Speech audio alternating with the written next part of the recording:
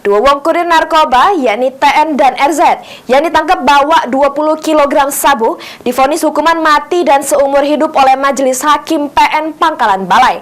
Atas putusan tersebut, kedua terdakwa ngaju ke banding.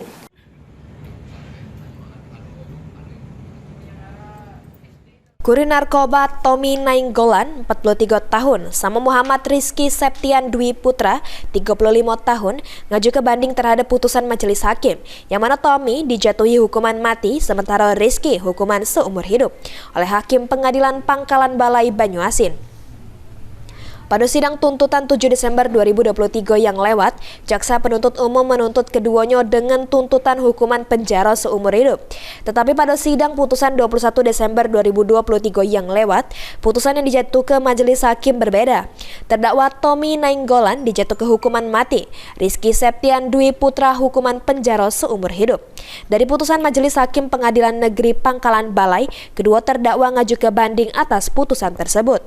Kajari Banyuasin Agus Widodo nyatoke aman jaksa menuntut kedua terdakwa dengan hukuman penjara seumur hidup. Namun putusan majelis hakim berbeda.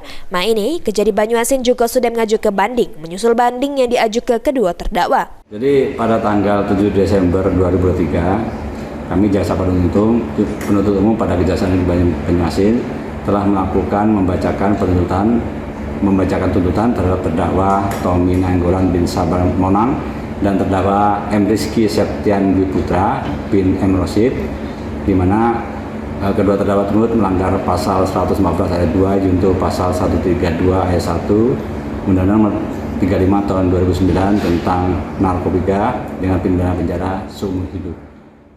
Diketahui kedua terdakwa ditangkap oleh BNNP Sumatera Selatan di Tanjung Mulia Desa 4 Bukit, Kabupaten Banyuasin pada 21 Juni 2023. Mereka gawa 20 kg sabu di jeduk koper hitam di bawah bangku tengah mobil Daihatsu Xenia Ijo Metalik BG 1966 ZM.